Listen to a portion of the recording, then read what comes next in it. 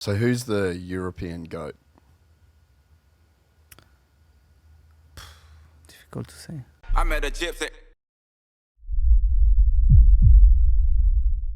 Over your career, you've raced so many generations of guys, right? Like even Thanks to remember me.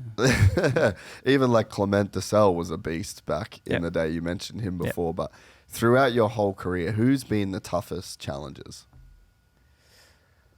Toughest, not really one, but just like Cairoli. It's like a different generation. That's it. Cairoli, on his time, he was the best. He was like a little bit.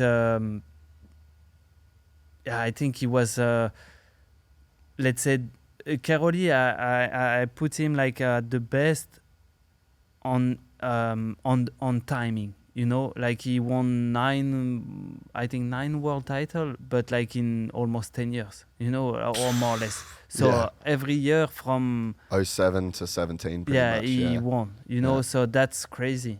That's crazy. That's consistent. And then just consistent, but good everywhere because he could manage every season. Because also for sure, some season he had like some small injury or something, but he could manage it and then finish the season and to be champion. So I think on timing, on a small amount of time, he was the best. And he was really like, Cairoli was the guys who you knew like at the end of the moto he would be strong and coming at you, you know, like little bit Jeffrey, the same. Jeffrey is also like really, really good. Yeah, he have been a world champion many times, and you know that he's really strong also at the end of the races. But he has been also like injured a lot, missing a lot of season for this. And then Tina has been world champion also many times. But let's say I would do like let's say Cairoli was the best, and he's still the best because he has the record of title. Stefan Everts, but Cairoli is right behind. And like I said, Cairoli was like on small amount of time. He has been so he won so many titles, and Jeffrey after because he's still there, like fighting for championship. He's always good. He's like I say, he's a little bit like Cairoli, we like really strong at the end of the races, and on every kind of type of track they are good. So on my career, they have been the two to beat. Yes. So who's the European GOAT? Difficult to say. What you mean by this? The greatest of all time. From Europe, MXGP.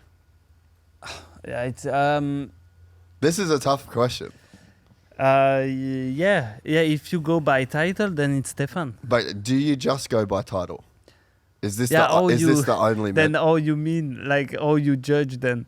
Mate, is that the only way to judge? Because you think about Stefan could do like multiple championships in the same year. You know, like so but then there's like, how much competition did he have? How much, you know what I mean? Yeah, sure. There's like Michael Jordan, LeBron James. Yeah. Like there is different ways to measure. Exactly. And there's no wrong or right answer, I think. At this point. I think.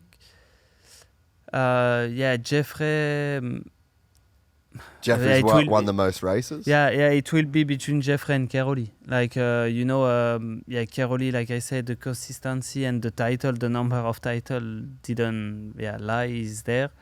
And Jeffrey by the most GP wins, and then he has been always there when he was not injured, and he's still there. So let's say Jeffrey then. So you think Jeffrey's the GOAT? Yeah. So who was telling us about how many motos he's done? Yeah. Was it Cairoli maybe that said that he's done the most 30-minute motos of any rider ever? No, I saw your podcast was wait, I don't have the face. Who was it? The guy. Oh, it was Zach Osborne. I'm pretty sure it was Zach. It was. Yeah. It was Zach, but also someone else. Anyway. But yeah, I think. What's that? Was that the number? 4,500. We like roughly did the calculation. But he's like a psychopath, eh? Yeah. The amount of riding that he does. Yeah. Once again, it's different way to train. This is how it is. Like, because, like, if you if you take Jeffrey and then like now, if we compare it right now, then you take Jeffrey and then you take Lucas example, and then maybe you take someone like me or a team. Guys, I think we ride much less than them, they do, but we can be as on different day we can be as good as they do, and then also team has won 5 world championship, so it's different way to train. Maybe Jeffrey is riding a lot and doing like a lot of moto because I think he feels good like this. He needs that. If he don't do that, then he will feel like I'm not training. Like I want to ride. That's how it is. When you find the way that fits you the best, then you just have to go that way. And then I feel he's feeling the best like this. And some like me, I feel I need more like to work on my sprints, like a short distance, a little bit to get better, and my speed, like my overall speed for lap time example. This I feel I need to work more than someone else on this, and that's it. And example like Jeffrey, I think he's riding the bike a lot. But also he's now with the experience, I think he's doing also a little bit something on the side of the bike. But if you take like Lucas and the brother, they just ride. They don't do anything else. They just really? ride. Yeah, because we know it. Like everybody knows what people does, and we have some like common friends, and they just ride. They just ride the bike, and sometimes I have watch like Lucas is on so they ride most of the time every day almost, or kind of, and then sometimes he goes on a track, he do like 15 minutes 3 starts, and he say I'm good today.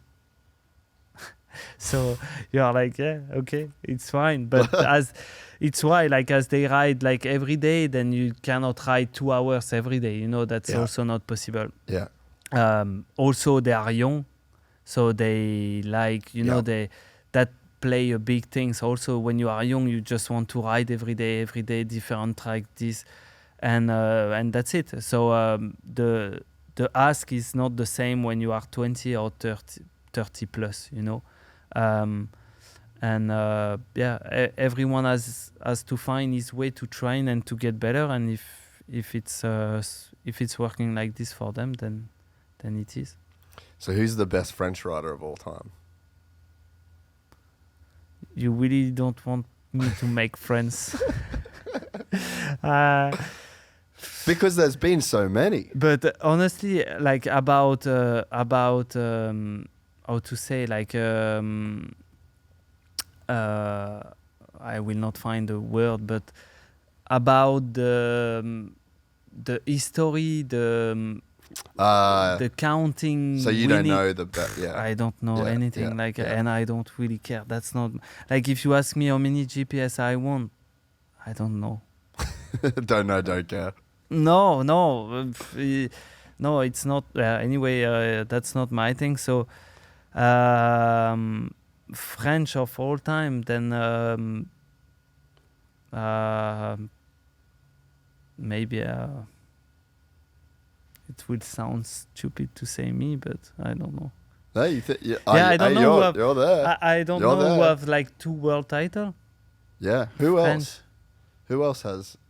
David Villemain. I don't know if he has maybe 1. Maybe Tortelli has 2, but not in the 450. Tortelli, yeah.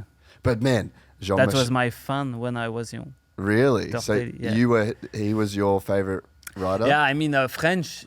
Was Tortelli and Villemain, because Villemain went to US. Yep. And Tortelli won here in the World Championship. So and took it to Everts, one of the only guys that really challenged Stefan. Yeah. So at that time, it was one of those guys that I was looking up to. But it's why French, I don't know the history, so I don't know how many world titles he got. And after to the Tom Vial also, he's good, but he's young. We cannot say he's the best ever yet, because he's still in the middle of it. Yeah, he's still young. He has plenty of year coming. So I don't know, and it sounds a little bit arrogant to say me, so I don't know. You just finished watching a clip from the full 3-hour podcast. You're on our Clips channel. The full podcast live on the Gypsy Tales podcast channel. It's linked right here. Go over to that channel, give us a like, give us a subscribe, and make sure you never miss a full episode of the Gypsy Tales podcast. If you don't want to watch it on YouTube, you want to watch it on the go, you can also head to our iTunes or Spotify to get the full 3-hour podcast in audio format. I met a gypsy.